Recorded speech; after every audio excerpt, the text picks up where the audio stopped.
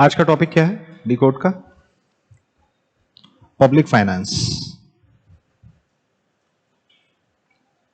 Public finance है और इसी में हम और भी चीजें पढ़ेंगे, जैसे फिस्कल पॉलिसी पढ़ेंगे, साथ ही साथ बजट, जिसको हम यूनियन बजट भी कहते हैं या एनुअल फाइनेंशियल स्टेटमेंट कहते हैं, ये सारी चीजें कवर की जाएंगी। ठीक है, तो इकोनॉमिक्स किसका किसका हो गया? हो गया। पब्लिक फाइनेंस क्या होता है? What is public finance? What is public finance? Finance of public is public finance. Public क्या है? सरकार। एक चीज हम जहां सुनते हैं house hold finance. House hold finance मतलब जो हमारे घर का फाइनेंस होता है। घर का भी हमको फाइनेंशियल मैनेजमेंट करना पड़ता है ना। कैसे करना पड़ता है कि कुछ घर में हमको इनफ्लोज देखने को मिलते हैं। इनफ्लोज क्या है? इनफ्लोज हो गए जो हमारी सैलरीज आ रही हैं। ठीक है, मान लो हमारे पास कुछ रेंटल यूनिट्स हैं, हमने इन्वेस्टमेंट कर रखी थी प्रॉपर्टी पे, वहां से हमको रेंट आ रहा है। कुछ हमने शेयर्स में, म्यूचुअल फंड्स में एसआईपी करा रखी है, उसके एवज में हमको कुछ पैसा मिल रहा है, तो इंटरेस्ट इनकम कुछ है। तो ये घर का क्या हो गया? ये इनफ्लोज हो गए, जो पैसा आ रहा है। इसके अलावा आउटफ्लोज होते हैं हाउस होल्ड लेवल पे। एक तो इनकम हो गया, आय, और दूसरा क्या हो गया? आउटफ्लोज हो गए। आउटफ्लोज में क्या हो गया? डे टू डे के जो खर्चे हैं हमारे, एजुकेशन है, हेल्थ है, पेट्रोल है, फूड है, ग्रोसरीज है। ठीक है, ये सारी चीजें आपकी किस में आ जाती हैं? आउटफ्लोज में आ जाती हैं। तो हमको क्या करना पड़ता है? हाउस होल्ड फाइनेंसेस जो है वो मैनेज करने पड़ते हैं। क्यों मैनेज करने पड़ते हैं? इकोनॉमिक्स की क्या है जेनेसिस? क्या है इकोनॉमिक्स की जेनेसिस? है कि आपका जो डिजायर्स हैं वो अनलिमिटेड है, लेकिन जो आपके पास रिसोर्सेज हैं पूरा करने के लिए उन डिजायर्स को, वो क्या है? वो लिमिटेड है। इसीलिए आपको अपने फाइनेंसेस हैं वो मैनेज करने रहते हैं।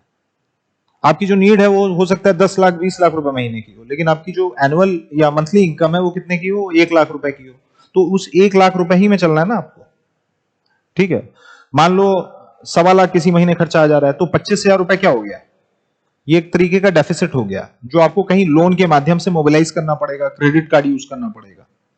तो ये हम बात कर रहे थे हाउस होल्ड फाइनेंस की। वैसे ही ये तो माइक्रो लेवल पे हो गई, इंडिविजुअल फाइनेंस। दूसरा क्या होता है? मैक्रो लेवल पे अगर हम बात करते हैं देश की, पूरे एक अर्थव्यवस्था की, तो हम उसको कहते हैं पब्लिक फाइनेंस।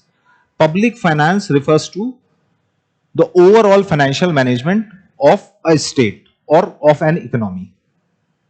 नहीं, यही बात समझिए कि राष्ट्र के पास, किसी एक अर्थव्यवस्था के पास कितना पैसा आ रहा है और कितना पैसा जा रहा है, कितना उसके पास डेट, 5 साल बाद, 7 साल बाद उसको क्या क्या काम करने हैं, पुराने कितनी बोरोइंग्स हैं, पुराना कितना डेट, स्टेट जो है पुराना जो लोन है वो कितना लेके आ रही है, उसकी इंटरेस्ट सर्विसिंग कैसे हो रही है, उसकी डेट सर्विसिंग कैसे हो रही है, ओवरऑल जो फाइनेंशियल एडमिनिस्ट्रेशन है, इसी को हम पब्लिक फाइनेंस कहते हैं। तो एक चीज हमको समझ में आ गई, what is public finance. Public finance है क्या? बेसिकली पब्लिक फाइनेंस एक सब्जेक्ट है, एक या सब सब्जेक्ट है, इकोनॉमिक्स का एक सब सब्जेक्ट है। जिन्होंने इकोनॉमिक्स पढ़ रखी है ग्रेजुएशन लेवल पे, तो उनको पता होगा, एक उनका क्रेडिट होता है किस चीज का? Public finance. Public finance with in economics एक सब सब्जेक्ट है। ठीक है, पब्लिक फाइनेंस जो है that deals with the management of government money. It deals with what? Management of government money, कि सरकार के पास कितना पैसा आया, कितना पैसा गया, कितना सरकार के पास डेट है, कितना सरकार लोन ले रखी है विद इन द कंट्री, मतलब कंट्री के अंदर से कितना, गवर्नमेंट सिक्योरिटीज बॉन्ड्स के माध्यम से, कितना वो बाहर से लोन ले रखी है एक्सटर्नल सोर्सेज से, आईएमएफ से कितना लोन ले रखी है, वर्ल्ड बैंक से कितना लोन ले रखी है, कितना हर साल उसका इंटरेस्ट प्रीपेमेंट जाता है, जो पैसा आ जा रहा है, जो आवाजाही है पैसे की, वो कैसे मैनेज की जा रही है, अच्छे तरीके से मैनेज की जा रही है कि नहीं, फाइनेंशियल एडमिनिस्ट्रेशन इसको कहते हैं। ये सारा जो एस्पेक्ट है वो आपका पब्लिक फाइनेंस का। तो पब्लिक फाइनेंस क्या है? एक ब्रॉड सब्जेक्ट है, it's a broad subject which deals with the government's inflows and outflows, which deals with the government inflows and outflows। तो पब्लिक फाइनेंस के रेल में क्या क्या चीजें आ जाती हैं? ये एक सब सब्जेक्ट है बेसिकली, ये एक पेडागॉजी है। पब्लिक फाइनेंस, इसमें क्या क्या चीजें हम पढ़ते हैं कि इकोनॉमी की क्या इनकम है, ओवरऑल इकोनॉमी का टोटल एक्सपेंडिचर क्या है, इकोनॉमी में डेट्स जो हैं वो कैसे मैनेज किए जा रहे हैं, कोई भी राष्ट्र अपने डेट्स को कैसे मैनेज कर रहा है। जैसे इंडिया में डेट कैसे मैनेज होता है, एफआरबीएम में 2003, तो ये डेट मैनेजमेंट हो गया ना एक तरीके का। उसके बाद एनके सिंह कमेटी बैठाई जा रही है रिव्यू करने के लिए। चौथा एक्सपेक्ट क्या हो गया, फाइनेंशियल एडमिनिस्ट्रेशन, कि हम अपने जो फाइनेंसेस हैं वो कैसे मैनेज कर रहे हैं, कितने प्रभावी ढंग से मैनेज कर रहे हैं। ये तो इकोनॉमी का रेल्म हो गया। इसी को हम गवर्नेंस से भी जोड़ सकते हैं। जब हम गवर्नेंस कर रहे थे तो हम क्या क्या बात कर रहे थे, गवर्नेंस क्या है बेसिकली, जो सीमित संसाधन है उनको अच्छे से यूज करना जिससे सिटीजन्स का वेलफेयर बढ़ा सकें, उनका जो ग्रीवांसेस है उनका प्रभावी ढंग से हम क्या कर सकें, रिजोल्यूशन, इफेक्टिव तरीके से रिजोल्यूशन कर सकें। तो अगर गुड गवर्नेंस है तो ये फाइनेंशियल मैनेजमेंट कैसा होगा, अच्छा होगा। माल गवर्नेंस है या गवर्नेंस अच्छी नहीं है तो फाइनेंशियल मैनेजमेंट कैसा होगा, खराब होगा। कंट्री का जो फिस्कल डेफिसिट है बढ़ता जाएगा। और गुड गवर्नेंस है तो फाइनेंशियल मैनेजमेंट क्या है, अच्छा रहेगा। तो पब्लिक फाइनेंस के रेल में ये एक सब सब्जेक्ट है इकोनॉमिक्स का, जिसके तहत हम स्टेट का इनकम कैसे आ रही है, कहां कहां से आ रही है, रेवेन्यू सोर्सेस कौन से हैं, टैक्स रेवेन्यू सोर्सेस कौन कौन, नॉन टैक्स रेवेन्यू सोर्सेस कौन कौन से हैं, ये सारी चीजें हम इनकम हेड में पढ़ते हैं। सरकार पैसा कैसे खर्च कर रही है, सरकार जो है पैसा एक्सपेंडिचर कैसे कर रही है। एक्सपेंडिचर कहां होता है सरकार का, कई चीजों पे होता है, सैलरीज में होता है, पेंशन में होता है, ठीक है। इंफ्रास्ट्रक्चर, पुल बना रही है, रोड बना रही है, मेट्रोज बना रही है, सी पोर्ट्स बना रही है, एयरपोर्ट्स बना रही है, रेलवे स्टेशन, बस अड्डे, ठीक है। डिफेंस में खर्चा कर रही है। तो ये सारी चीजें एक्सपेंडिचर में आ जाएंगी। सोशल वेलफेयर स्कीम्स देखो हमने कितनी सारी चला दी है। अब हम धीरे धीरे जो वेलफेयर स्टेट का कनोटेशन है उसको हम रियलाइज कर रहे हैं over the period of time.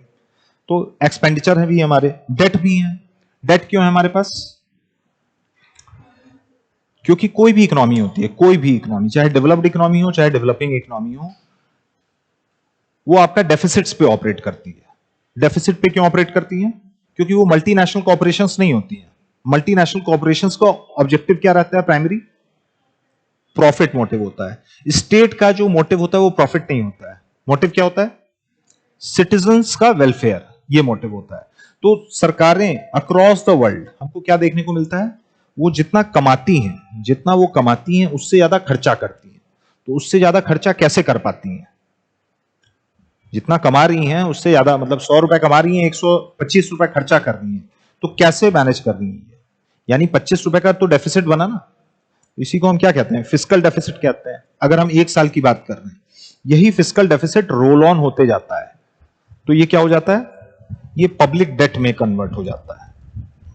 Fiscal deficit क्या होता है, एक फिस्कल ईयर में total expenditure minus total revenue, यही होता है ना आपका पब्लिक, सॉरी फिस्कल डेफिसिट। ये एक साल की, एक फिस्कल ईयर की बात करते हैं, यही आपका रोल ओवर होता जाए, कुमुलेट करता जाए, ये पब्लिक डेट में चेंज हो जाता है। सरकार जो अपने डेफिसिट्स है, तो गैप है, वो कैसे फिल कर रही है, हमसे आपसे गवर्नमेंट सिक्योरिटीज बॉन्ड्स के माध्यम से पैसा उठा के, मतलब with in the domestic territory of India. दूसरा क्या तरीका है, एक्सटर्नल सोर्सेस के पास जा रही है। एक्सटर्नल सोर्सेस मतलब आईएमएफ के पास, वर्ल्ड बैंक के पास, जापान में मान लिए कोई डोनर एजेंसी है उससे पैसा उठा रही है, इंटरनेशनल जो फाइनेंशियल इंस्टीट्यूशंस हैं उससे पैसा उठा रही है, ठीक है। तो ये हो गया आपका डेट। कंट्रीज को डेट भी मैनेज करना पड़ता है, इसीलिए उसकी स्टडी जो है, पब्लिक फाइनेंस की स्टडी है, वो इंपॉर्टेंट हो जाती है। और आखिरी है financial management. Over the period of time हम इवॉल्व करते गए फाइनेंशियल मैनेजमेंट पे। हमारा जो फाइनेंशियल मैनेजमेंट है वो बेहतर होता गया है। हर कंट्री अपने फाइनेंसेस मैनेज करती है। हर कंट्री में क्या है, फाइनेंस मिनिस्ट्री होती है, फाइनेंस मिनिस्टर्स होते हैं, और भी बॉडीज होती हैं, रेगुलेटरी बॉडीज होती हैं, जैसे हमारे यहाँ आरबीआई है, सेबी है, तमाम आपकी रेगुलेटरी एजेंसीज भी हैं। इनके माध्यम से हम क्या करते हैं, हम अपने जो फाइनेंशियल स्ट्रीम्स हैं उसको मैनेज करते हैं। नेशन की इकोनॉमी की जो फाइनेंशियल स्ट्रीम है उसको मैनेज करते हैं।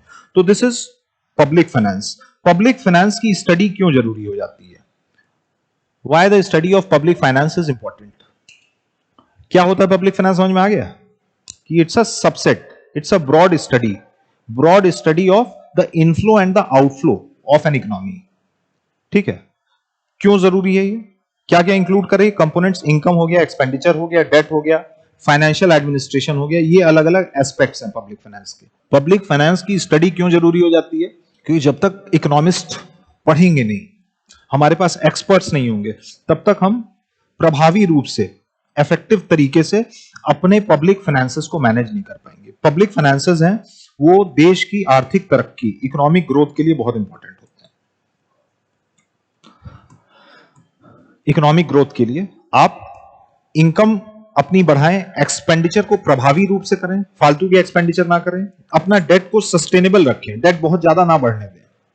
अभी हमने बात की थी ना, स्टेट के जो फाइनेंसेस हैं वो फॉल्टर कर रहे हैं, 20% के ऊपर पहुंच चुके हैं। एनके सिंह कमेटी ने क्या बोला है, 20% के आसपास रहने चाहिए, लेकिन 22% 23% के आसपास पहुंच गए हैं। ठीक है, 88% हो चुका था कोविड के टाइम, जो क्यूमुलेटिव सेंटर और स्टेट का डेट टू जीडीपी रेशियो होना चाहिए था 60%, वो कितना हो गया था, 88% हो गया था, उसको हम रिसीट करके लाए। तो अगर हमको ये चीजें अच्छे से करनी है, पब्लिक फाइनेंस को अच्छे से मैनेज करना है, तो हमको पब्लिक फाइनेंस की जो स्टडी है वो बहुत इंपॉर्टेंट हो जाती है। पब्लिक फाइनेंस अगर हम अच्छे से मैनेज करेंगे तभी हम इकोनॉमिक ग्रोथ पा पाएंगे।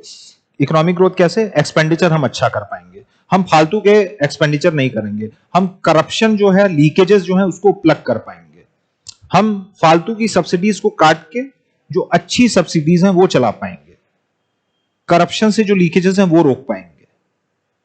नहीं आई बात समझ में? ठीक है, तो इकोनॉमिक ग्रोथ के लिए पब्लिक फाइनेंस पढ़ना जरूरी है। पब्लिक फाइनेंस मैनेज करना इसलिए इंपॉर्टेंट है क्योंकि अगर आपको इकोनॉमिक ग्रोथ करानी है अपने इकोनॉमी की, तो पब्लिक फाइनेंस पे आपकी अच्छी पकड़ होनी चाहिए। ठीक है, दूसरा क्या है, पब्लिक फाइनेंस का effective management also leads to development. एक तो हो गया ग्रोथ, दूसरा हो गया डेवलपमेंट के लिए भी बहुत इंपॉर्टेंट है पब्लिक फाइनेंस। इकोनॉमिक ग्रोथ क्या होता है, एनसीईआरटी पढ़े हो सब लोग? एनसीईआरटी में है ना कि ग्रोथ क्या है, ग्रोथ एक न्यूमेरिकल कंस्ट्रक्ट है, it's a quantitative construct. Development क्या है, क्वालिटेटिव कंस्ट्रक्ट है। तो ग्रोथ भी चाहिए, ग्रोथ होगी तभी डेवलपमेंट होगी, लेकिन जरूरी नहीं है कि ग्रोथ हो तो डेवलपमेंट हो। ग्रोथ नेसेसरी कंडीशन है डेवलपमेंट के लिए, लेकिन सफिशिएंट कंडीशन नहीं है। हो सकता है ग्रोथ हो रही हो लेकिन वो जॉबलेस ग्रोथ हो, इनइक्वालिटी बढ़ रही हो।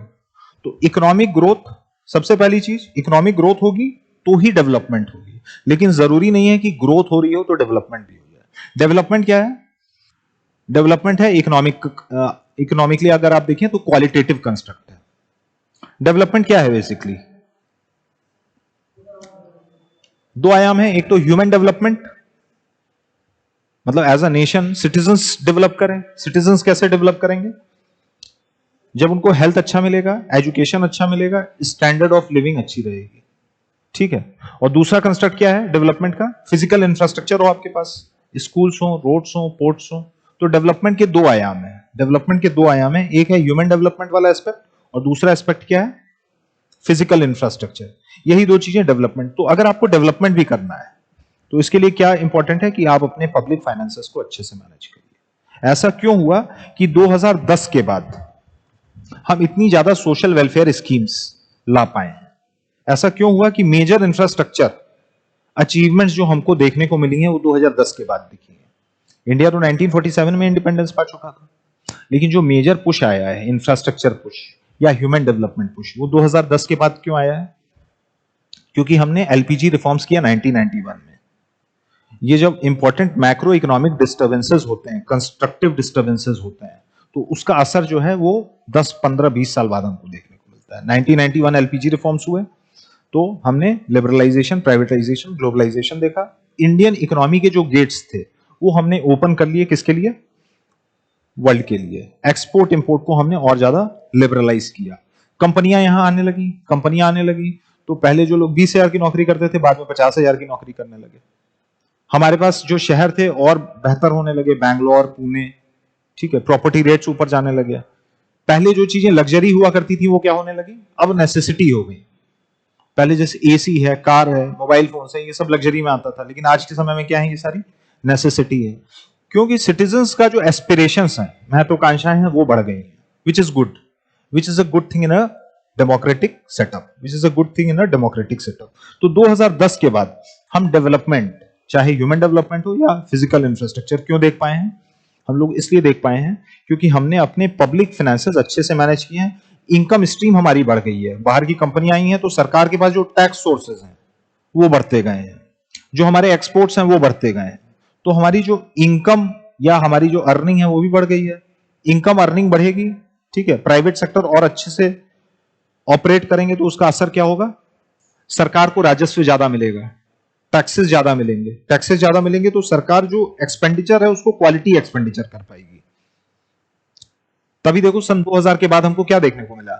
वेलफेयर पॉलिसीज की बाढ़ लग गई। 70s 80s में क्यों नहीं हुआ? 2000 के बाद क्यों हुआ? 1991 एलपीजी रिफॉर्म से लिंक करो, मनरेगा आता है, राइट टू एजुकेशन आता है, और अभी देखो प्रधानमंत्री आवास योजना, ठीक है, मातृ वंदना योजना, तमाम टाइप की जो वेलफेयर स्कीम्स हैं, there's a gamut of social welfare schemes which we are getting to see because over the period of time हम गवर्नेंस से गुड गवर्नेंस की ओर आए हैं। तो ऑब्वियस सी बात है जब आप गवर्नेंस से गुड गवर्नेंस की ओर मूव करेंगे तो आपका जो पब्लिक फाइनेंस है वो भी बेहतर होता जाएगा। तो इकोनॉमिक ग्रोथ हो गया, डेवलपमेंट हो गया, साथ ही साथ इंडिया क्या है?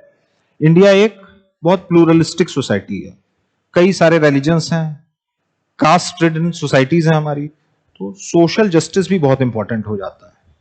तो पब्लिक फाइनेंस को आप सोसाइटी से भी जोड़ सकते हैं।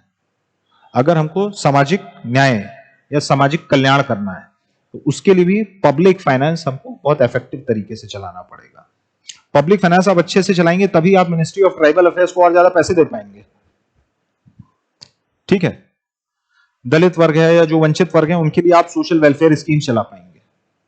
तो सामाजिक न्याय के दृष्टिकोण से भी, उस एस्पेक्ट से भी आपका पब्लिक फाइनेंस का इफेक्टिव मैनेजमेंट जरूरी हो जाता है। एम्प्लॉयमेंट जनरेशन अगर आपको पुश देनी है, ठीक है, एज अ मैन्युफैक्चरिंग हब आपको स्टैब्लिश करना है इंडिया को, तो उसके लिए पब्लिक फाइनेंस का सुदृढ़ होना बहुत आवश्यक है।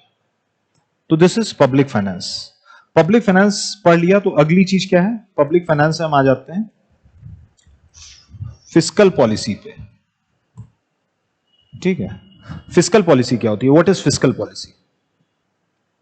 ठीक है, और बताओ। फिस्कल पॉलिसी साधारण भाषा में बात करें तो इकोनॉमिक पॉलिसी का वो सबसेट है जो सरकार मैनेज करती है। अम्ब्रेला टर्म है वो क्या है? इकोनॉमिक पॉलिसी, आर्थिक नीति। कोई भी आर्थिक नीति हो उसका काम क्या होता है? आर्थिक विकास। इकोनॉमिक पॉलिसी का काम क्या होता है? इकोनॉमिक ग्रोथ, एम्प्लॉयमेंट बढ़ाना, इन्फ्लेशन को कंट्रोल में रखना, ठीक है, इन्फ्लेशन को रेगुलेट करना। ये सारा काम किसका है? ये सारा काम है इकोनॉमिक पॉलिसी का। ये सारा काम है इकोनॉमिक पॉलिसी। इकोनॉमिक पॉलिसी, आर्थिक नीति क्या है? एक टूल है, एक टूल है स्टेट के पास जिसके माध्यम से वो आर्थिक विकास करती है, इन्फ्लेशन को कंट्रोल करती है, एम्प्लॉयमेंट जनरेशन में हेल्प करती है, मैन्युफैक्चरिंग बढ़ाने की कोशिश करती है, मतलब जीडीपी को पुश करने की कोशिश करती है, मैक्रो इकोनॉमिक स्टेबिलिटी लाने की कोशिश करती है। ये काम है आपका इकोनॉमिक पॉलिसी का। This is the umbrella term. Economic policy के अंदर दो चीजें आती हैं, क्या क्या? एक तो होता है मॉनेटरी पॉलिसी, दूसरा क्या होता है?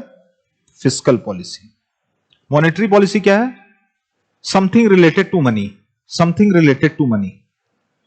मॉनेटरी पॉलिसी इकोनॉमिक पॉलिसी का वो सबसेट है जो किसी भी अर्थव्यवस्था में लिक्विडिटी को रेगुलेट करता है कि कितना पैसा होना चाहिए।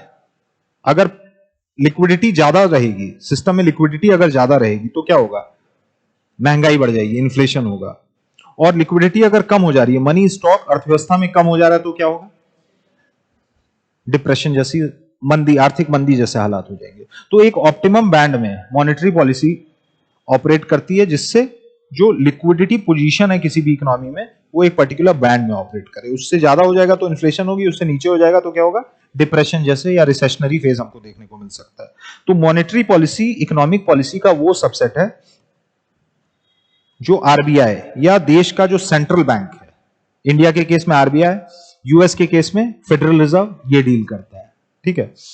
इकोनॉमिक पॉलिसी का दूसरा जो सबसेट होता है वो होता है फिस्कल पॉलिसी। फिस्कल पॉलिसी कौन डील करता है? गवर्नमेंट खुद डील करती है इससे, finance ministry to be precise. ठीक है, आइडिया क्या है? मॉनेटरी पॉलिसी, फिस्कल पॉलिसी के माध्यम से इकोनॉमिक ग्रोथ को ऊपर ले जाना, एम्प्लॉयमेंट को ऊपर ले जाना, इन्फ्लेशन को कंट्रोल में रखना, मैन्युफैक्चरिंग को बढ़ावा देना, प्रोडक्शन को इंसेंटिवाइज करना, प्रोडक्शन को इंसेंटिवाइज करना, जिससे क्या हो?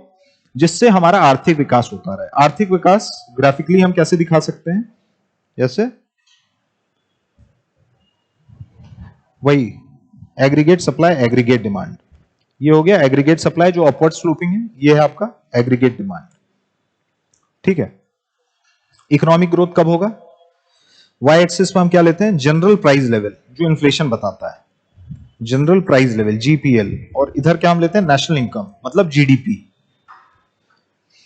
इकोनॉमिक ग्रोथ का काम क्या है कि हम इस एक्स एक्सिस पे हमेशा परपेचुइटी में राइटवर्ड मूव करते रहे, हम राइटवर्ड मूव करते रहे।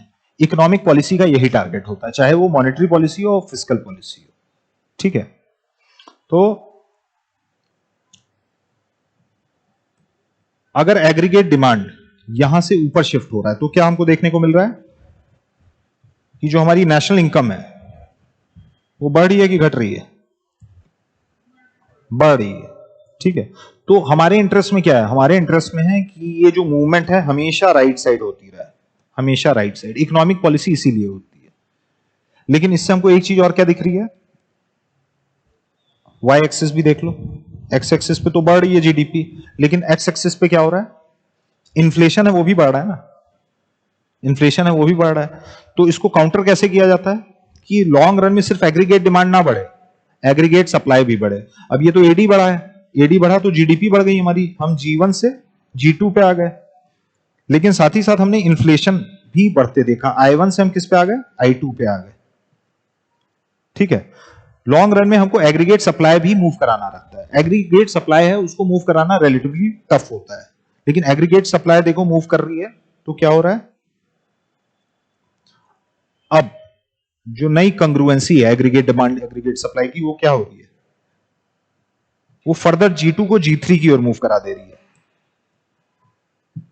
और इन्फ्लेशन जो बढ़ गया था वो क्या हो जा रहा है? वापस से नीचे आ रहा है। तो हम इन्फ्लेशन को भी कंट्रोल कर लिए और हमारी जीडीपी G1 से जो G2 हुई थी, लेकिन इन्फ्लेशन भी बढ़ गया था, वो जीडीपी हम और G2 से G3 बढ़ा दिए और इन्फ्लेशन दोबारा से नीचे रिवाइज कर दिए। नहीं आई बात समझ? तो ये होता है इकोनॉमिक पॉलिसी। इकोनॉमिक पॉलिसी का ऑब्जेक्टिव ही यही होता है कि इन्फ्लेशन भी कंट्रोल में रहे और साथ ही साथ जो जीडीपी है, जो नेशनल इनकम है हमारी, वो भी बढ़ती रहे। ठीक है, दो टाइप की इकोनॉमिक पॉलिसी होती है, एक है मॉनेटरी पॉलिसी, दूसरा है फिस्कल पॉलिसी। मॉनेटरी पॉलिसी किसका रोल है? सेंट्रल बैंक का, इंडिया के केस में रिजर्व बैंक ऑफ इंडिया का। इसका जो प्राइमरी ऑब्जेक्टिव होता है, मॉनेटरी पॉलिसी का प्राइमरी ऑब्जेक्टिव क्या है? इन्फ्लेशन को कंट्रोल करना, इन्फ्लेशन को कंट्रोल करना, ये प्राइमरी ऑब्जेक्टिव है। और सेकेंडरी ऑब्जेक्टिव क्या है? ग्रोथ, इकोनॉमिक ग्रोथ को पुश देना। प्राइमरी ऑब्जेक्टिव इन्फ्लेशन कंट्रोल ही है। ये ठीक उलट जाता है किसमें? फिस्कल पॉलिसी में। फिस्कल पॉलिसी कौन चला रहा है? Ministry of finance. Fiscal policy का जो प्राइमरी ऑब्जेक्टिव है वो है आपका इकोनॉमिक ग्रोथ, और सेकेंडरी ऑब्जेक्टिव क्या है? Inflation control.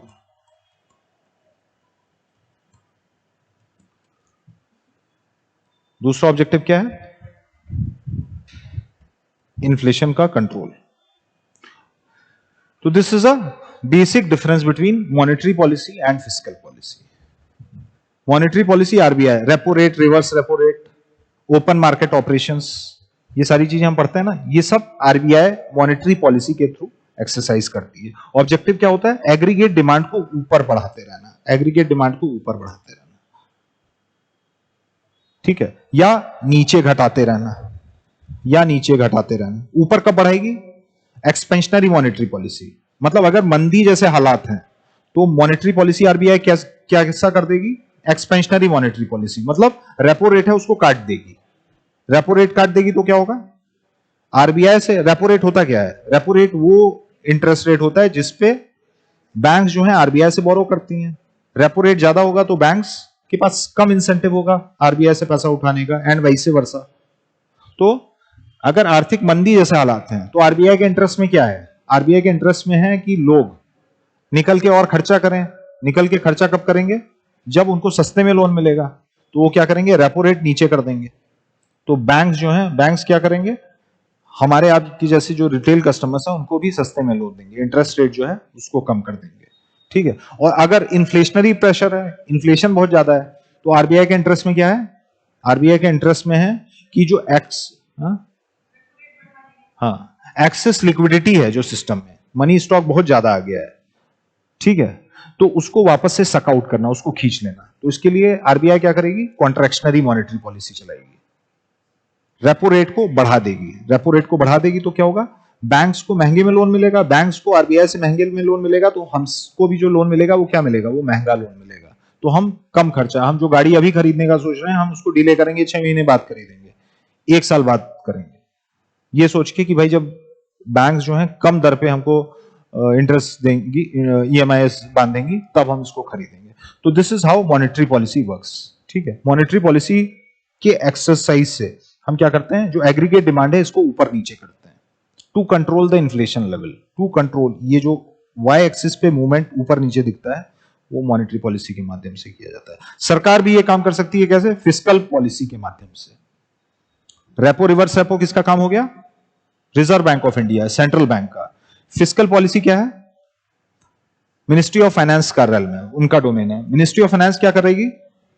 अगर उसको चाहिए कि मंदी है, मंदी है तो आरबीआई रेपो कम कर रही थी, सरकार क्या कर सकती है मंदी से उभारने के लिए अर्थव्यवस्था को? टैक्सेस से उसको कम कर सकती है, एक चीज। दूसरा क्या है? सब्सिडीज जो है वो बढ़ा सकती है। तीसरा क्या तरीका है? गवर्नमेंट एक्सपेंडिचर बढ़ा सकती है, जी, कीनेशियन इकोनॉमिक्स। जैसे कोविड टाइम में हमको क्या दिखा था? कोविड टाइम में हमको ये दिखा था ना, A D equals to C plus I plus G plus N X. Consumption, क्योंकि घरों में लोग बंद थे, घरों में लोग बंद हैं, खरीद नहीं रहे हैं, तो प्राइवेट सेक्टर भी इन्वेस्टमेंट नहीं कर रहा, तो इन्वेस्टमेंट भी बंद है। बाहर भी लॉकडाउन लगा हुआ है तो एक्सपोर्ट इंपोर्ट भी नहीं हो रहा है। सरकार क्या कर रही थी? एग्रीगेट डिमांड को स्टेबलाइज करने के लिए गवर्नमेंट एक्सपेंडिचर बहुत ज्यादा बढ़ा दे रही थी कि ये जो एडी हमको दिख रहा है ये नीचे ना गिरने पाए, एग्रीगेट डिमांड जो इस डाउनवर्ड स्लोपिंग है वो नीचे ना गिरने पाए। ठीक है। तो this is about fiscal policy. सरकार क्या करती है? गवर्नमेंट एक्सपेंडिचर जो है वो बढ़ा देती है, टैक्सेस जो है वो कम कर देती है, सब्सिडीज जो है वो बढ़ा देती है। कब? जब रिसेशनरी फेज रहता है। मान लो इन्फ्लेशनरी फेज आ रहा है तो वहां हमको क्या देखने को मिलता है? तो ठीक उलट कर देगी, गवर्नमेंट एक्सपेंडिचर जो बढ़ा दी थी वो कम कर देगी, टैक्सेस जो घटा दी थी वो बढ़ा देगी, सब्सिडी जो बढ़ा दी थी वो घटा देगी। तो दिस इज फिस्कल पॉलिसी। तो जैसे मॉनेटरी पॉलिसी कॉन्ट्रैक्शनरी और एक्सपेंशनरी होती है, सिमिलरली जो फिस्कल पॉलिसी है वो क्या होती है? वो भी कॉन्ट्रैक्शनरी और एक्सपेंशनरी होती है। कॉन्ट्रैक्शनरी कब? जब टैक्सेस बढ़ाए जा रहे हैं, ठीक है, और सब्सिडीज जो हैं कम की जा रही है, गवर्नमेंट एक्सपेंडिचर है वो काटा जा रहा है, एंड वाइस वर्सा। एक्सपेंशनरी में ठीक उलट हो जाएगा। तो this is about monetary policy and fiscal policy. Fiscal policy का यूसेज क्या रहता है? Counter cyclical. काउंटर, एक तो हो गया एक्सपेंशनरी मॉनेटरी पॉलिसी, दूसरा हो गया कॉन्ट्रैक्शनरी और एक्सपेंशनरी। दूसरा मतलब एक टाइप होता है जिसको हम कहते हैं काउंटर साइक्लिकल पॉलिसी। हमको ये पता है जो हमारी इकोनॉमी है, फिजिक्स कौन कौन पढ़ा है? साइंस का स्टूडेंट कौन कौन है? साइन का पता है ना कैसे कैसे होता है? ऐसे होता है ना, वेवी। हमारी इकोनॉमी भी ऐसे ही चल रही होती है। जो हमारी इकोनॉमी है ये टाइमलाइन हो गई, ठीक है, और ये क्या है? ये नेशनल इनकम हो गया। हमारी जो इकोनॉमी है ऐसे मूव कर रही होती है। मतलब एक आता है बूम पीरियड, ठीक है, और दूसरा क्या आता है? Recessionary phase. जो ये फॉलिंग पार्ट है ये रिसेशनरी फेज होता है। अमूमन हमको क्या देखने को मिलता है कि बूम पीरियड आएगा तो रिसेशनरी फेज आएगा ही आएगा। ये इकोनॉमिक साइकिल ऐसे ही चलती है कि एक बूम पीरियड है, मतलब कुछ साल ऐसा होगा कि आप 7% 8% पे ग्रो कर रहे हैं, लेकिन फिर रिसेशनरी फेज है वो सेट इन कर जाता है। उसमें हमको क्या देखने को मिलता है, जो 7-8% की हम ग्रोथ रेट देख रहे थे वो सबड्यू होकर 2%, 3%, 3.5% के आसपास आ जाती है। तो ये हर इकोनॉमी में होते हैं, ये यूएस में भी होगा, जर्मनी में भी होगा, इंडिया में भी होगा। लेकिन आपका public finance, financial administration, fiscal policy का जो एक्सरसाइज है, मॉनेटरी पॉलिसी का एक्सरसाइज है, वो आपने प्रभावी ढंग से कर लिया है, तो इसका जो पेन है वो आप रिलेटिवली कम कर सकते हैं। होना यही है, लेकिन आप effective counter cyclical fiscal policy अगर एक्सरसाइज कर रहे हैं, अपने पब्लिक फाइनेंस को अच्छे से मैनेज कर रखे हैं, तो ये जो पेन पीरियड है इसको आप क्या कर देंगे, इसको मिनिमाइज कर लेंगे। मतलब जब बूम पीरियड आए तो आप क्या करेंगे, इसको काउंटर साइक्लिकल पॉलिसी से कम करने की कोशिश करेंगे। और रिसेशनरी फेज आए तो आप क्या करेंगे, काउंटर साइक्लिकल पॉलिसी से आप इसका जो दर्द है, पेन है, वो आप कम कर देंगे। तो बूम पीरियड में क्या है, what is in boom period? Boom period में सरकार क्या करती है, देखती है इकोनॉमिक ग्रोथ बहुत अच्छे से चल रही है तो टैक्सेस बढ़ा देती है। जो टैक्सेस हैं वो बढ़ा देती हैं, राजस्व जो है वो ज्यादा कलेक्ट करती है, कंसोलिडेटेड फंड ऑफ इंडिया जो है उसको और ज्यादा बढ़ने की कोशिश करती है। ठीक है, कि उसको पता है कि कुछ साल में क्या होगा, एक रिसेशनरी फेज आने वाला है, तो अभी तो हम टैक्सेस बटोर लें, ये वाला जब फेज आएगा तो हम क्या करेंगे, गवर्नमेंट एक्सपेंडिचर बढ़ा देंगे, हम सब्सिडी देंगे। तो ये वाला फेज है जहां टैक्सेस बढ़ा दिए गए हैं। और यहां पर वाला फेज क्या है, जब रिसेशन जो यहां आना था, लेकिन सरकार क्या की, क्योंकि इस पीरियड में उसने गवर्नमेंट रेवेन्यू है वो ज्यादा अप्रोप्रिएट कर लिया है टैक्सेस के माध्यम से, तो वो क्या करेगी, अब इस फेज में वो ज्यादा पैसा खर्चा करने के प्रोपेंसिटी रखेगी। तो इससे क्या होगा कि AD equal to C plus I plus G में जो जी वाला कंपोनेंट है वो बढ़ा देगी। तो जो रिसेशन यहां होना चाहिए था वो कहां हो रहा है, यहां कहीं हो रहा है। मतलब इंपैक्ट जो है वो कम किया जाता है काउंटर साइक्लिकल फिस्कल पॉलिसी के माध्यम से। इससे क्या है, इफेक्टिवली। तो आइडिया ये है कि जो हमारा बैंडविड्थ ये है, हम क्या कर सकते हैं, पब्लिक फाइनेंस को अच्छे से मैनेज करके इसको हम नैरो कर सकते हैं। मतलब जो इंपैक्ट है, नेगेटिव इंपैक्ट है इकोनॉमिक बूम और रिसेशनरी फेज का, उसको हम चैनलाइज करके नैरो कर सकते हैं with the effect of effective public finance, effective fiscal policy.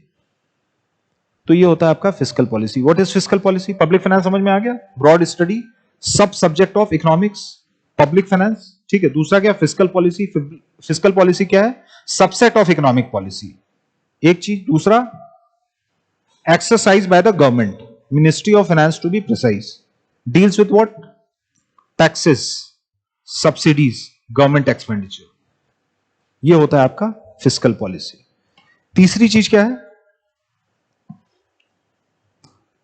तीसरी चीज है बजट। यूनियन बजट भी हम इसको बोलते हैं। What is union budget?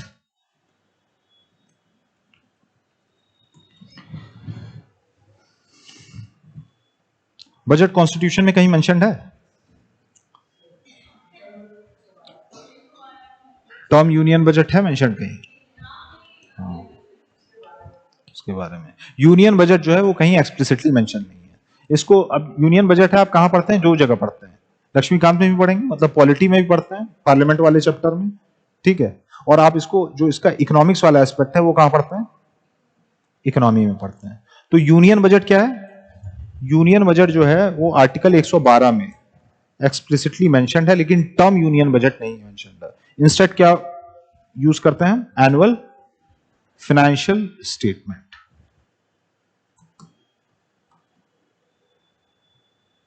ठीक है, यूनियन बजट क्या होता है, what is union budget?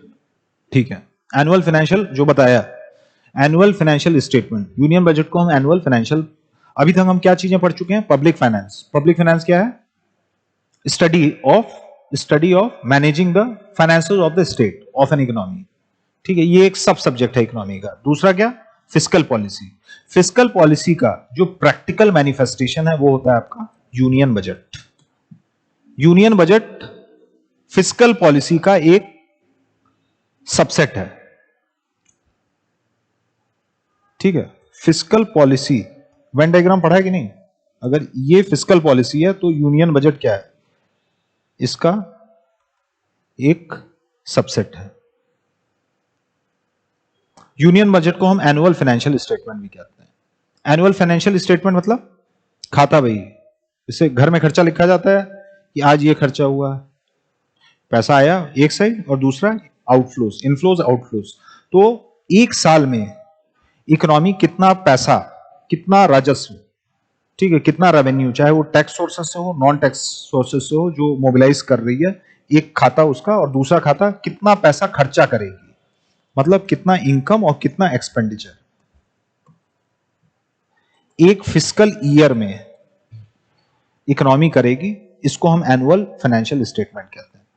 Annual financial statement as enshrined in article 112 of the Constitution is an outlay of the total income and expenditure of a nation. ठीक है, ये क्या है? ये फिस्कल पॉलिसी का एक सबसेट है। ये फिस्कल पॉलिसी का एक सबसेट है। पब्लिक फाइनेंस क्या है? पब्लिक फाइनेंस स्टडी है, ह्यूरिस्टिक है, पेडागॉगी है। उसका जो अप्लाइड पार्ट है वो क्या है? फिस्कल पॉलिसी है, यूनियन बजट है। उसका जो अप्लाइड पार्ट है, जैसे मैकेनिक्स क्या है?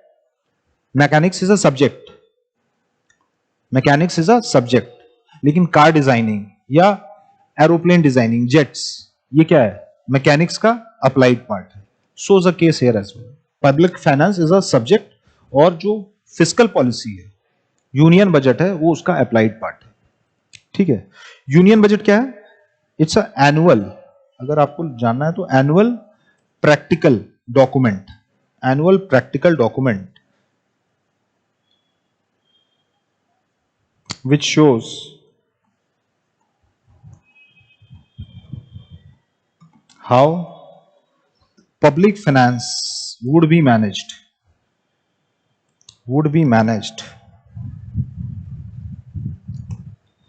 in a fiscal year.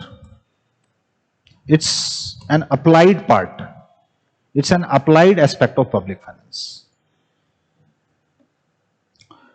Public finance theory है, फिस्कल पॉलिसी या बजट जो है वो क्या है? प्रैक्टिकल एस्पेक्ट है, प्रैक्टिकल डॉक्यूमेंट है, जो बताता है कि पब्लिक फाइनेंस किसी भी इकोनॉमी के एक वित्तीय वर्ष में, एक फिस्कल ईयर में कैसे मैनेज किए जाएंगे। ठीक है, बजट से हमको कई चीजें पता चलती हैं। बजट से हमको क्या पता चलता है? सरकार की मंशा, क्या पॉलिसी डायरेक्शन होने वाला है, सरकार इस पर सोशल वेलफेयर एस्पेक्ट्स पे कहां खर्चा करने वाली है, ट्राइबल्स पे ज्यादा खर्चा करने वाली है कि महिलाओं पे ज्यादा खर्चा करने वाली है या दलितों पे ज्यादा खर्चा करने वाली है, या वो मनरेगा जैसी कोई स्कीम ला रही है कि नहीं, या वो जो एग्जिस्टेंट जो वेलफेयर स्कीम चल रही है उसका जो बजट है वो बढ़ा रही है कि नहीं। तो बजट के माध्यम से समझ में आया कि क्या है बजट? प्रैक्टिकल डॉक्यूमेंट है, प्रैक्टिकल एस्पेक्ट है पब्लिक फाइनेंस का। इससे हमको पता क्या चलता है? इससे हमको गवर्नमेंट का इंटेंशन पता चलता है, गवर्नमेंट का इंटेंशन पता चलता है, हमको पॉलिसी डायरेक्शन पता चलता है। पॉलिसी डायरेक्शन हमको यह पता चलता है कि कैसे जो सीमित संसाधन है उनको एलोकेट किया जाएगा, रिसोर्स एलोकेशन।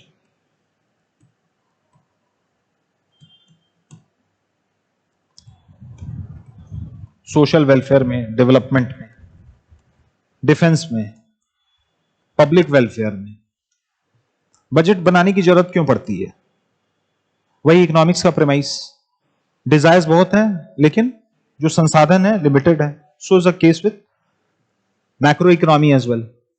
राष्ट्र के साथ भी यही है कि पैसा जो है वो कम आ रहा है, खर्चा आपको बहुत ज्यादा करना है, पैसा जो है वो आपको खर्चा करना है। यूनियन बजट क्या बता रहा है? यही जो सीमित संसाधन है उसको एक साल में हम कैसे इस्तेमाल करने वाले हैं, हम कैसे यूज करने वाले हैं, ये सारी चीजें हमको बजट से पता चलती है। तभी बजट जब आता है, फरवरी में जब बजट आता है तो हम क्या बोलते हैं कि किसानों के लिए फ्रेंडली है, किसानों के लिए या मिडिल क्लास के लिए फ्रेंडली है। तो इससे हमको क्या पता चला है? सरकार का क्या इंटेंशन है इस बार के बजट में? इस बार मिडिल क्लास फ्रेंडली बजट था। क्यों? 12 लाख तक टैक्स एग्जेम्पशन हमको देखने को मिल गया था।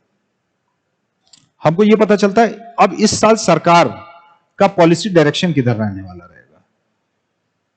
मान लो इरिगेशन प्रोजेक्ट्स पे सरकार ने पैसा खर्चा कर दिया डैम्स के लिए इस बार के बजट में मान लो डाल दिया गया कि भाई 6 डैम्स बनने हैं इंडिया भर में। तो हमको क्या पता चल रहा है कि किसानों के लिए उनकी प्रोडक्टिविटी एनहांस करने के लिए गवर्नमेंट क्या है, प्रतिबद्ध है इस साल। तो स्पेशली उधर और ज्यादा रिसोर्सेज हैं वो एलोकेट किए जा रहे हैं।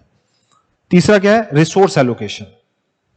ठीक, एक तो हो गया कि झुकाव किस साइड है, हो सकता है फार्मर्स की ओर, हो सकता है मिडिल क्लास की ओर, हो सकता है जो कॉर्पोरेट हाउसेज हैं उनकी ओर हो। लेकिन आपको हर चीज की केयर करनी है, अपने डिफेंस नीड है उसकी भी केयर करनी है, इंटरनल सिक्योरिटी है उसकी भी नीड है, ठीक है, सैलरीज भी देनी है, पेंशन भी देने हैं, नए आईटीज खोलने हैं, नए एम्स खोलने हैं। संसाधन जो है, रिसोर्सेज है, वो क्या है, लिमिटेड है। तो उसका जो इफेक्टिव एलोकेशन है, सीमित संसाधनों का इफेक्टिव एलोकेशन है, ये भी पता हमको किससे चलता है, बजट से पता चलता है कि रिसोर्स एलोकेट। सरकार को बहुत सारे काम करना है ना, सरकार को पुल भी बनाना है, रोड भी बनाना है, सैलरी भी देनी है, पेंशन भी देनी है, विदेशों में एम्बेसीज भी चलानी है, उसके पास बहुत खर्चे हैं, सोशल वेलफेयर नेट है वो भी बढ़ाना है, ठीक है। तो सोशल वेलफेयर पे कितना खर्चा किया जाए, development infrastructure development, human development, कितना खर्चा किया जाए, डिफेंस कैसे और ज्यादा ऑगमेंट किया जाए, रेलवे जो है वो कैसे ऑगमेंट किया जाए, ये सारी चीजें हमको बजट के माध्यम से पता चलती है। तो बजट बेसिकली कर क्या रहा है, बजट जो पब्लिक फाइनेंस के गोल्स हैं, उनको कंक्रीट एक्शंस में चेंज करता है। पब्लिक फाइनेंस क्या है, थ्योरी है, बजट जो है वो क्या है, अप्लाइड पार्ट है, ठीक है। This was about budget. अब बजट जो है आपका, उसको कैसे क्लासिफाई करते हैं, how budget is classified. Budget में क्या क्या चीजें रहेंगी, ब्रॉडली अगर 2 धड़े में बांटा जाए बजट को, अगर आपको क्लासिफाई करना है तो कैसे क्लासिफाई करोगे।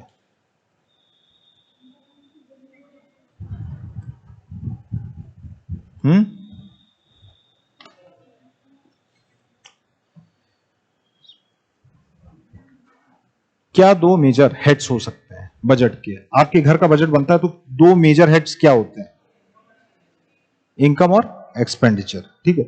यानी एक चीज हमको पता चल गई एक्सपेंडिचर, और दूसरा हमको पता चल गया रेसिट्स।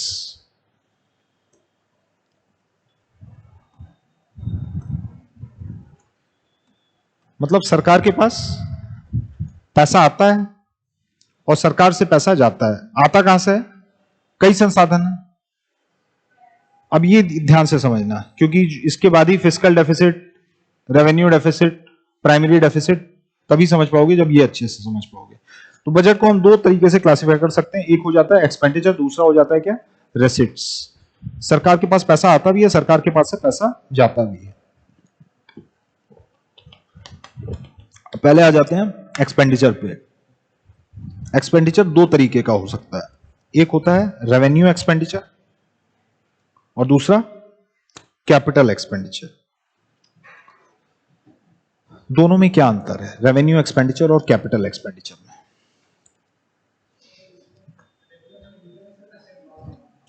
सरकार पैसा कमा रही है और पैसा खर्चा कर रही है। अभी हम बात कर रहे हैं पैसा खर्चा कर रही है। पैसा जो खर्चा कर रही है उसको हम क्या कहते हैं, एक्सपेंडिचर कहते हैं। एक्सपेंडिचर 2 टाइप के हो सकते हैं, एक होता है रेवेन्यू एक्सपेंडिचर, दूसरा होता है कैपिटल एक्सपेंडिचर। कैपिटल एक्सपेंडिचर वो एक्सपेंडिचर होता है जिससे हम कोई असेट क्रिएट करते हैं, ठीक है, जिससे हम क्या कर रहे हैं, कोई कैपिटल या कोई असेट क्रिएट कर रहे हैं, इसको हम कहते हैं कैपिटल एक्सपेंडिचर।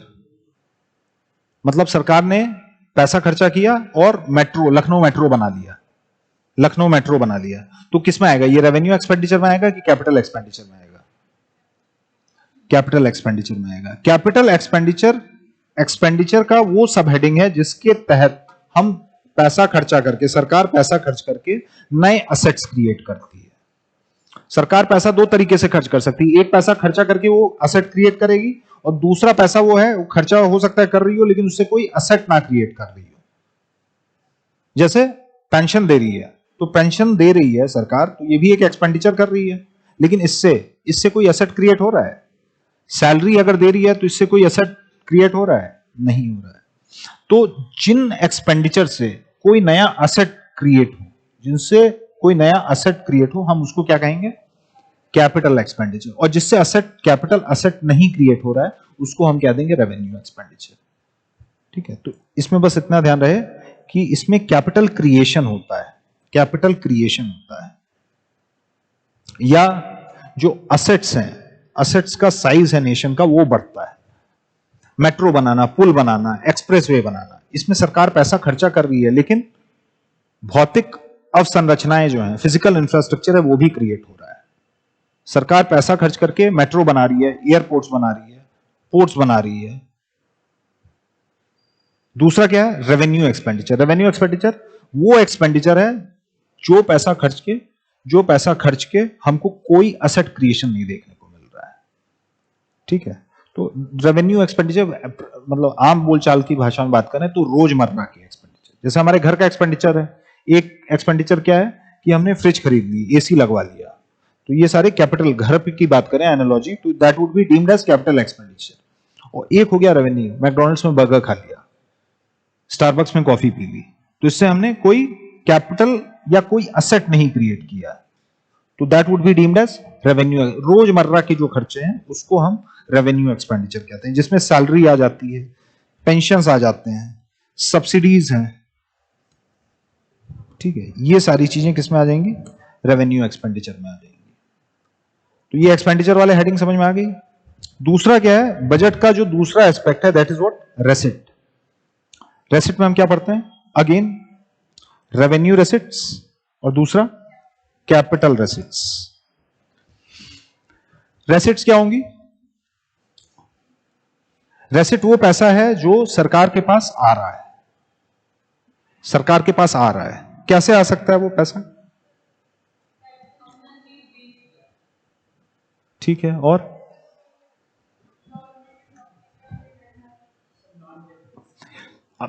अभी भूल जाओ इसको, रेवेन्यू रेसिट, कैपिटल रेसिट। सोचो सरकार के पास पैसा कैसे आता है?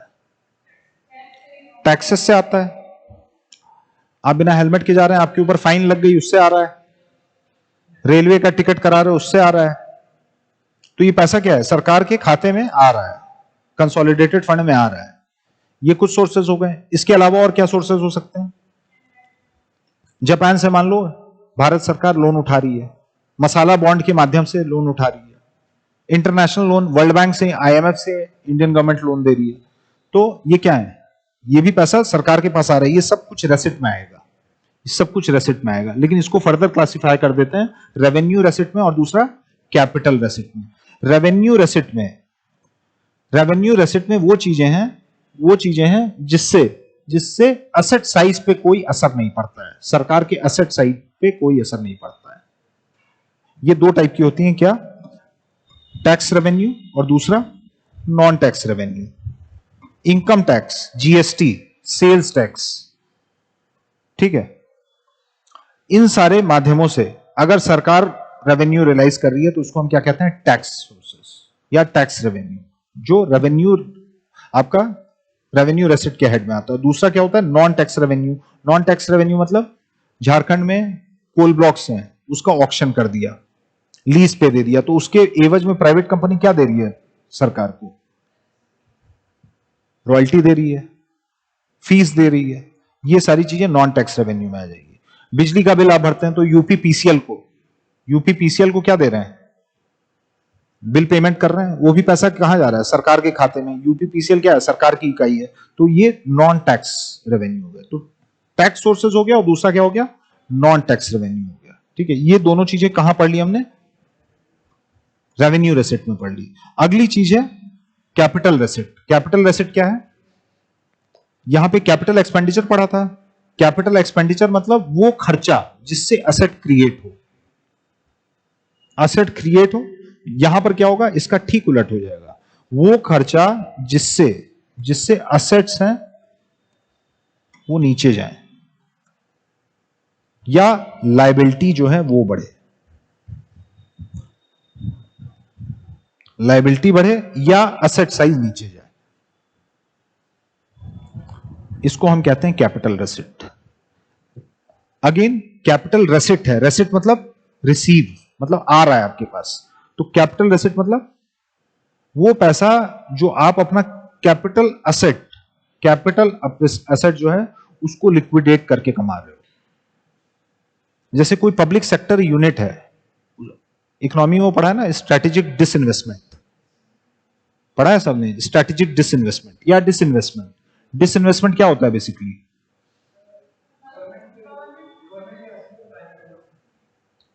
गवर्नमेंट अपने जो इक्विटीज हैं उसको डाइल्यूट कर लेती है, बेच देती है प्राइवेट पार्टी को, उसको हम क्या कहेंगे?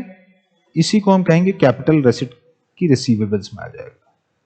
सरकार जब मान लो पीएसयू है, किसी कोई एबीसी पीएसयू, उसमें अपने इक्विटीज हैं जिसमें 100% थी, उसको 49 कर ले रही है, यानी 51% बेच दे रही है। तो उसके पास रिसीवेबल्स तो आए, मतलब उसके पास पैसा तो आया, लेकिन उसकी जो असेट साइज है वो क्या हो गई? वो डिक्रीज हो गई। इंडियन एयरलाइंस, ठीक है, वो डाइल्यूट किया मान लो, तो अब वो किसकी हो गई? टाटा। तो जो प्लेन्स गवर्नमेंट ऑफ इंडिया के थे वो अब किसके हो गए? टाटा के हो गए। लेकिन उसका फायदा क्या हुआ? फायदा ये हुआ कि पैसे जो थे वो सरकार के पास रेसिट में आए, लेकिन उसका असर क्या हुआ? असेट्स जो है, असेट्स जो है वो नीचे चले गए भारत सरकार के। दूसरा है, या तो असेट घटने चाहिए, दूसरा एस्पेक्ट क्या है? लाइबिलिटी है वो बढ़नी चाहिए। लाइबिलिटी कब बढ़ेगी? आईएमएफ से लोन लिया है, वर्ल्ड बैंक से लोन लिया है, तो ये पैसा आया कहां? भारत सरकार के खाते में आया, लेकिन ये भारत सरकार का पैसा है? भारत सरकार का पैसा नहीं है, इंटरेस्ट के साथ, सूद के साथ इसको वापस करना है। ठीक है, तो ये क्या कर रहा है? पैसा आ तो जरूर रहा है, ये रेसिट में काउंट होगा, लेकिन ये जो लाइबिलिटी है, जो लाइबिलिटी है सरकार की, वो बढ़ा दे रहा है। ये पब्लिक डेट में काउंट होने लगेगा अगले साल से, या उसी साल से काउंट होने लगेगा। तो वो रेसिट जो असेट का साइज घटाएं सरकार के, या उसकी लाइबिलिटी बढ़ाएं, इसको हम क्या कहते हैं? कैपिटल रेसिट कहते हैं। असेट डिक्रीज में यहां लिख सकते हो किनारे डिसइन्वेस्टमेंट, और यहां क्या लिख सकते हो लाइबिलिटी इंक्रीज में? Loans from foreign, loans from IMF, world bank. This was about classification of budget. अब ये समझ में आ गया सबको कि एक्सपेंडिचर है, रेसिट है, रेवेन्यू एक्सपेंडिचर है, कैपिटल एक्सपेंडिचर है, और रेसिट हेड में क्या क्या है आपका? रेवेन्यू रेसिट है और कैपिटल रेसिट है। अब ये समझ लोगे तब अगली चीज और आसानी से समझ पाओगे, जो है डेफिसिट्स। डेफिसिट्स क्या होता है? What are deficits?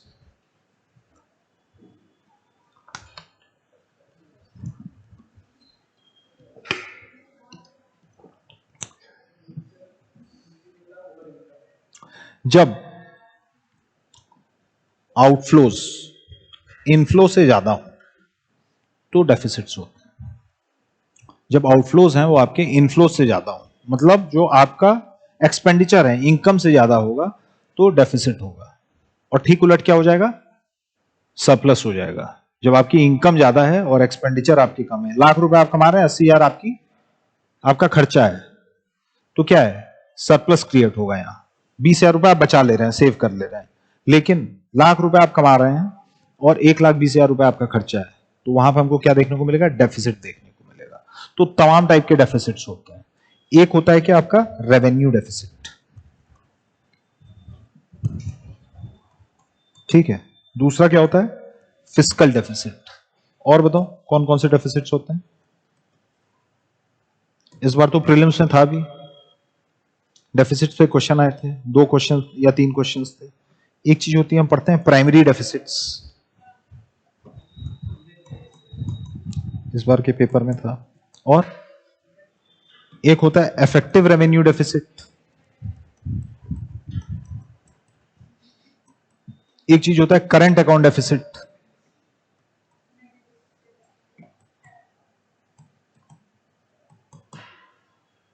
ठीक है, तो ये डेफिसिट्स क्या होते हैं बेसिकली?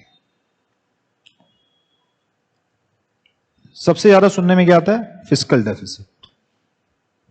न्यूज़पेपर्स में, आर्टिकल्स में, इकोनॉमिस्ट किस पे बात करते हैं? Fiscal deficit. फिस्कल डेफिसिट क्या होता है? What is fiscal deficit?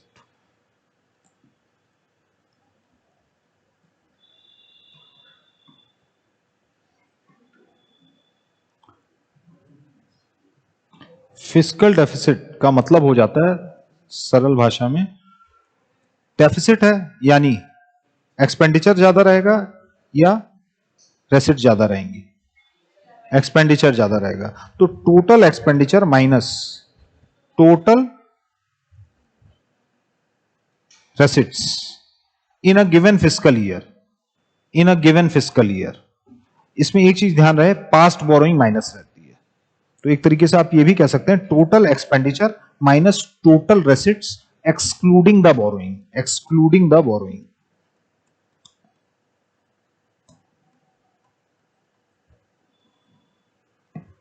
अब ये समझाऊंगा, इतना समझो पहले, total expenditure minus total रेसिट्स।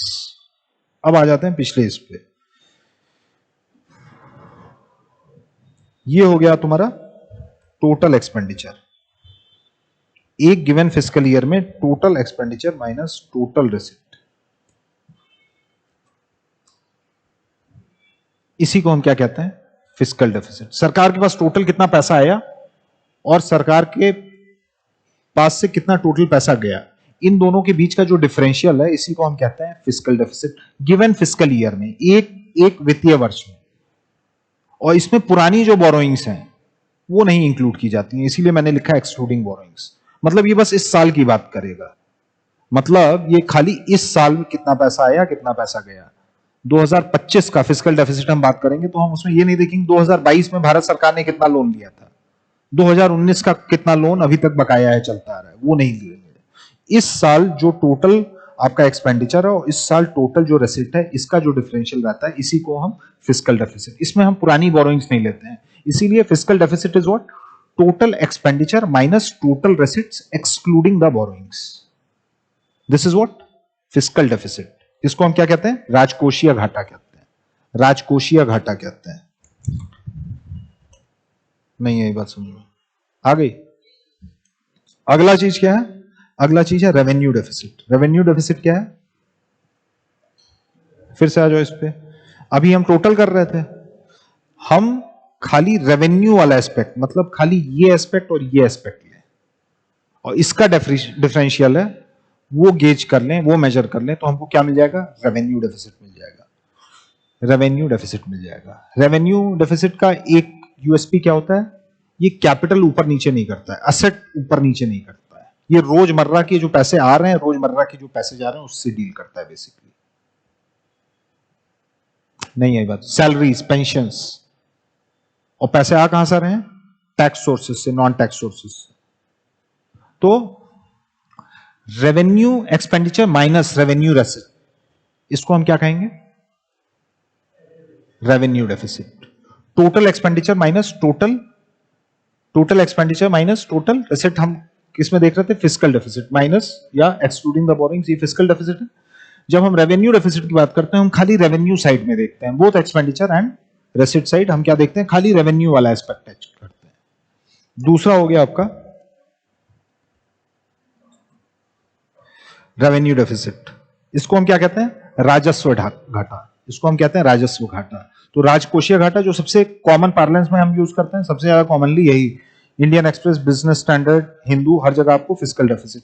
Revenue deficit क्या, जो खाली रेवेन्यू एस्पेक्ट को टच करता है, एक्सपेंडिचर साइड पे भी और साथ ही साथ रेवेन्यू साइड पे भी, ठीक है। तीसरा क्या हो जाता है, प्राइमरी डेफिसिट।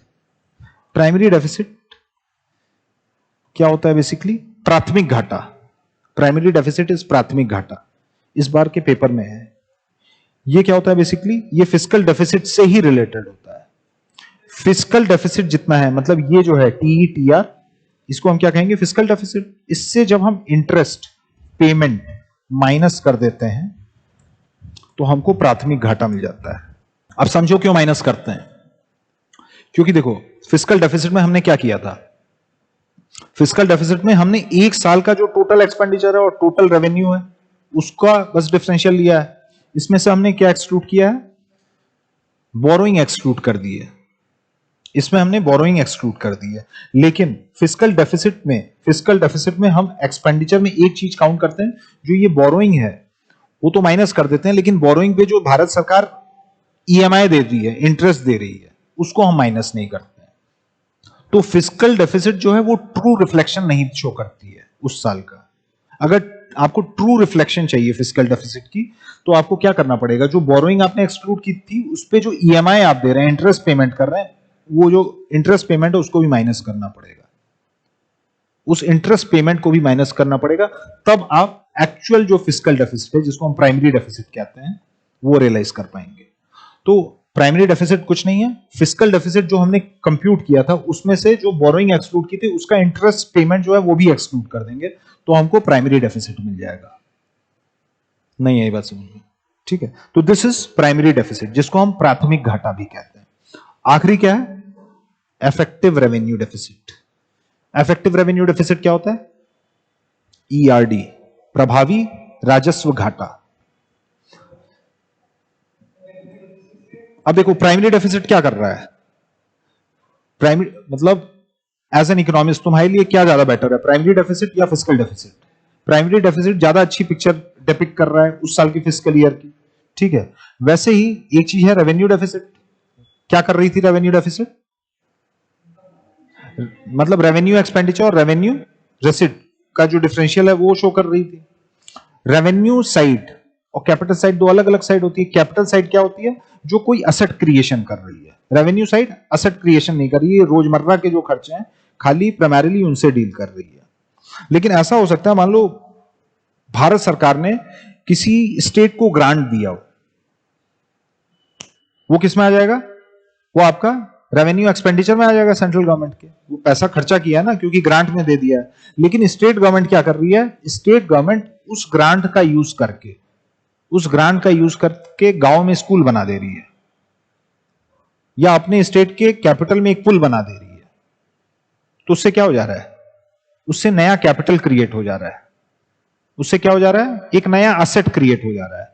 तो भारत सरकार के साइड से वो एक्सपेंडिचर जो गया है वो रेवेन्यू साइड से गया, रेवेन्यू एक्सपेंडिचर।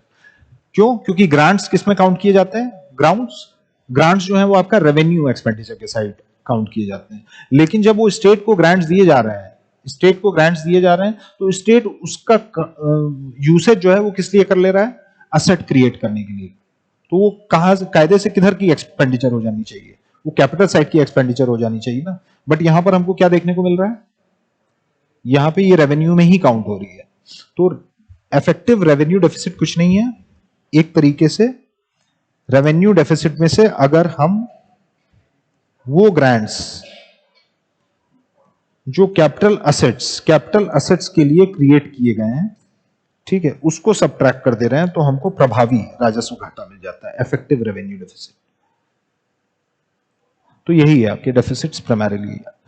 इसको इससे लिंक करके पढ़ोगे तो कभी नहीं भूलोगे, कंसेप्चुअली ऐसे रटोगे कहीं किसी किताब से तो चीजें जो हैं वो कंफ्यूज कर सकती हैं एग्जाम में। तो इसको इससे लिंक करके पढ़ो, ठीक है। और ऑर्गेनिकली लिंक कैसे, primary deficit fiscal deficit linked है आपस में, कैसे इफेक्टिव रेवेन्यू डेफिसिट और रेवेन्यू डेफिसिट लिंक्ड है।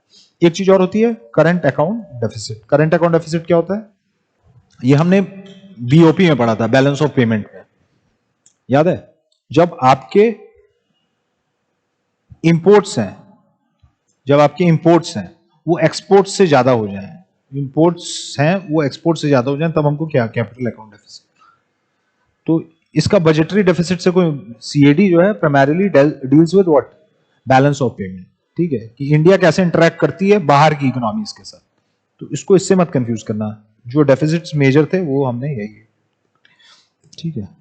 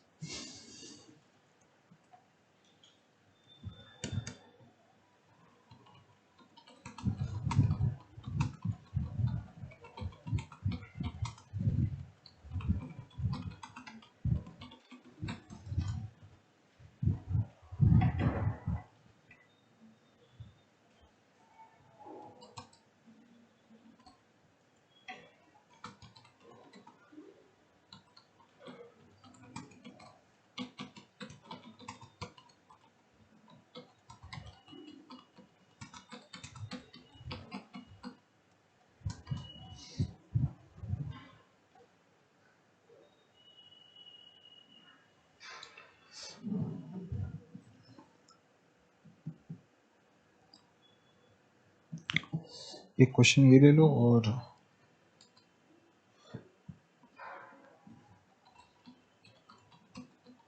दो क्वेश्चंस हैं ये।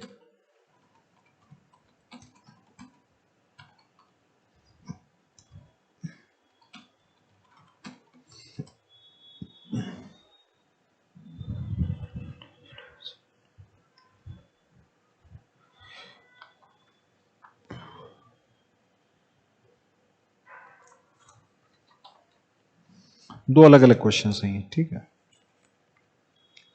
आप सार्वजनिक वित्त से क्या समझते हैं? सार्वजनिक वित्त और राजकोषीय नीति कैसे संबंधित है? घाटे के विभिन्न प्रकारों की व्याख्या कीजिए।